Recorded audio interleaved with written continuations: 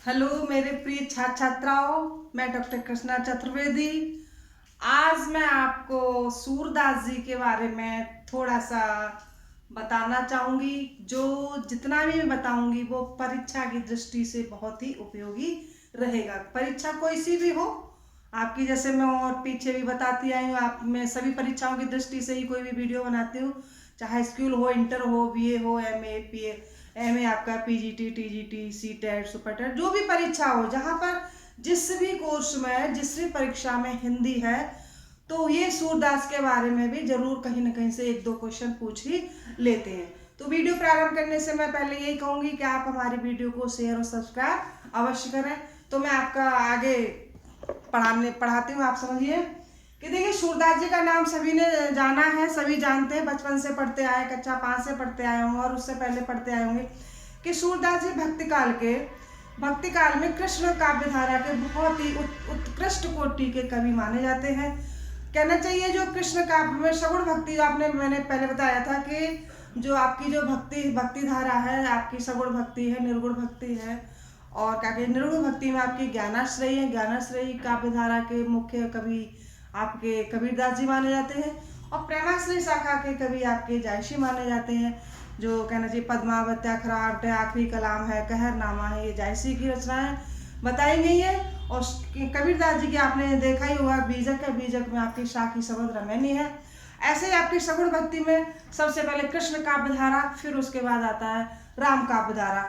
तो मैं आज आपको कृष्ण काव्य धारा के जो प्रमुख कवि हैं, जो श्रेष्ठ कवि हैं, सूरदास जी के बारे में बताया जाता है कि सूरदास जी क्या थे कि बात्सल रस के सम्राट कहे जाते हैं।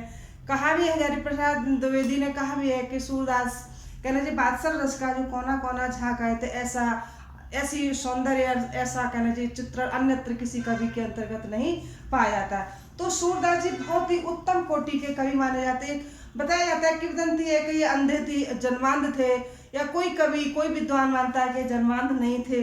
क्योंकि जन्मांध इसलिए नहीं माना है किसी ने कि जो सूरदास जी ने कहना चाहिए जो अपने बंद आंखों से जो वर्णन किया है, छोटे छोटे हर कलर का, हर रंग रूप का, कृष्ण की एक एक छवि का, ऐसा सौंदर्य, ऐसा रूप किसी भी कवि ने नहीं करवाया, चाहे वो नेत्रों से हैं या जो नेत्रहीन, कोई भी। मैं ये कहना चाहती हूँ कि जो खुली आंखों से जो भगवान कृष्ण का या जो वात्सल रस का जो किसी ने ऐसा रूप वर्णन नहीं कर पाया जैसा सूरदास जी ने कहा किया है। तो मैं बताऊंगी कि भगवान सूरदास जी का जन्म कहाँ पर, पारसौली, जो आगरा क्षेत्र के, जो आगरा क्षेत्र के पास में रौनकता गांव के पास में इनका गांव में जन्म हुआ था। आगरा के कब हुआ था? 1478 ईस्वी में। और इनकी कहना चाहिए इनका जन्म रौनकता गांव में हुआ था, आगरा के। और इनके गुरु से जो दीक्षा ली थी वो गुरु थे बल्लवाचार्य। बल्लवाचार्य के पुत्र ने, आपको पता होगा कि उन्होंने अष्टछाप कवियों का अष्टछाप कवि बनाए थे कि जिसमें चार तो कवि कहना चाहिए उनके पिता बल्लवाचार्य के थे, 4 विठल नाथ के थे। तो सूरदास जी का जो स्थान है अष्टछाप कवियों में सबसे पहले माना जाता है। तो बल्लवाचार्य जी ने इनको सूरदास जी को गोवर्धन के श्रीनाथ मंदिर में कीर्तन करने के लिए नियुक्त किया। क्या करने के लिए? कि सूरदास जी श्री रंगनाथ जी के मंदिर में, श्रीनाथ जी के मंदिर में कीर्तन किया करते थे। और ये शुरुआत में विनय वाले पदों का गायन किया करते थे। कि सूरदास जी सब पहले तो शुरुआत में बड़ी विनय वाली बात करते थे, विनय के पद गाते थे। कहना चाहिए एक तरह दास्य भाव की भक्ति भगवान कृष्ण के प्रति करते थे। लेकिन इनके जो गुरु थे वल्लभाचार्य ने इनको फटकारते हुए कहा भी था कि सूर हो के गिरगियाता क्यों है, सूर हो गिरगियात का है।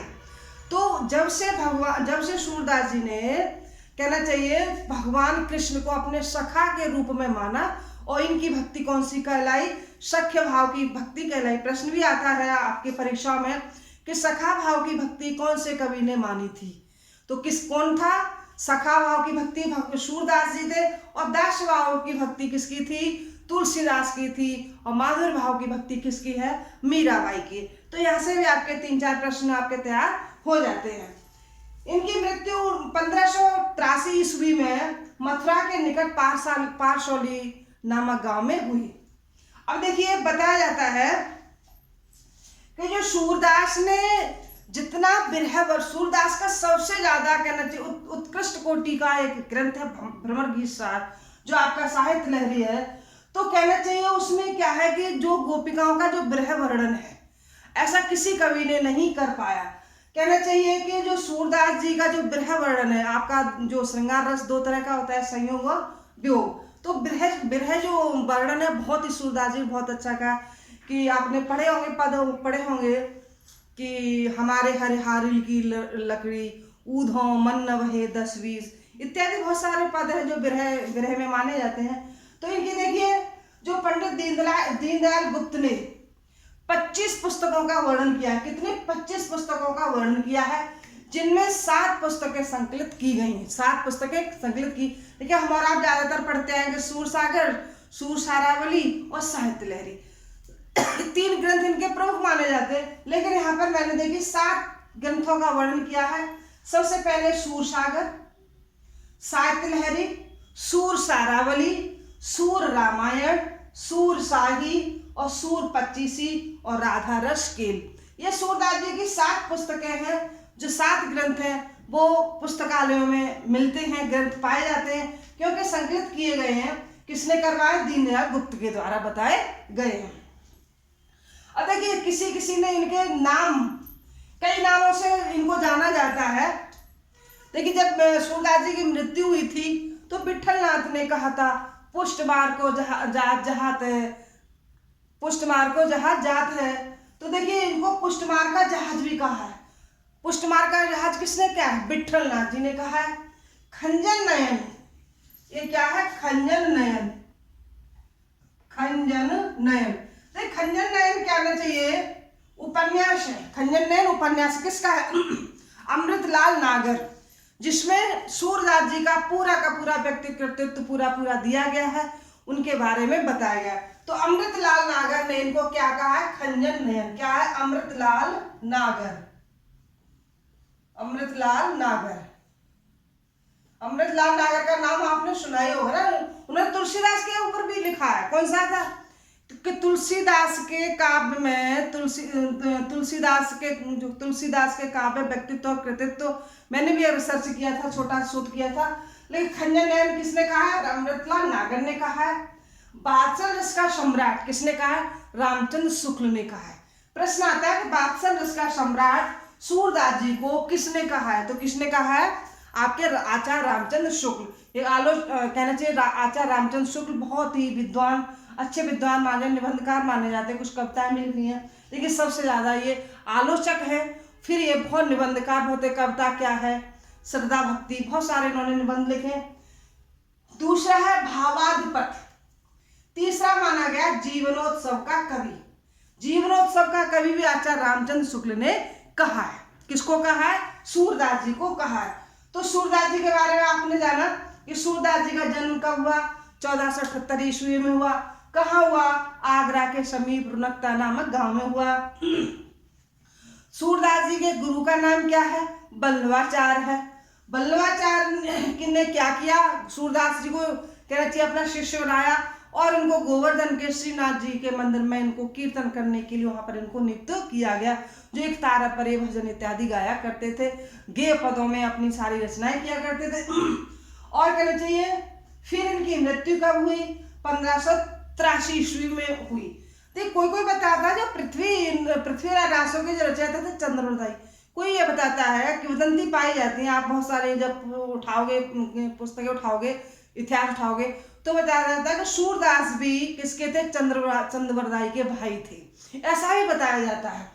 लेकिन कहना चाहिए सूरदास का जन्म कहाँ हुआ था? या मथुरा के पास हुआ था, आगरा के पास हुआ था। तो सूरदास का जन्म कहाँ हुआ?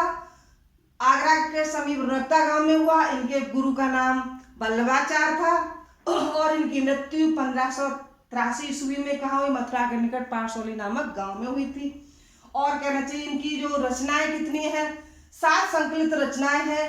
3 ही रचनाओं को मुख्य माना गया है, सूरसागर, साहित्य लहरी और सूरसारावली। लेकिन इनकी 4 अन्य और है। सूर रामायण, क्यों सूरदास जी ने भी रामचंद्र जी का वर्णन किया है, कि जैसे कृष्ण गीतावली में तुलसीदास ने कृष्ण जी का वर्णन किया है, ऐसे सूरदास जी ने सूर रामायण में राम जी का वर्णन किया है। फिर आपका है सूरशाही, सूर पचीसी और राधा रस खेल। तो देखिए, जो सूरदास जी को अन्य नामों से भी जाना जाता है। पुष्टमार्ग का जहाज किसने कहा? विठलनाथ जी ने कहा। खंजर नयन किसने कहा? अमृतलाल नागर ने कहा। बादशाह लश्कर सम्राट किसने कहा?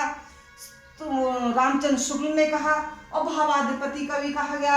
आपका जीवनोत्सव का कवि भी रामचंद्र शुक्ल के द्वारा कहा गया। तो आज मैंने छोटी सी थोड़ी सी जानकारी दी है, और मेरे हिसाब से इसमें से बहुत कुछ पूछ लिया जाएगा, बहुत सारे प्रश्न बन जाते हैं। जैसे सूरदास का जन्म, सूरदास की मृत्यु, सूरदास जी का जन्म कहाँ हुआ, सूरदास जी के गुरु का नाम, या सूरदास किसके शिष्य थे, या कहना चाहिए सूरदास की मृत्यु कहाँ हुई, मृत्यु कौन से सन में हुई। ऐसे बहुत सारे प्रश्न पूछ लिए जाते हैं। तो आज के लिए इतना ही सूरदास जी के बारे में। फिर इनके पदों के बारे में आगे की वीडियो में बताऊंगी। आज के लिए इतना ही। नमस्कार, जय हिंद।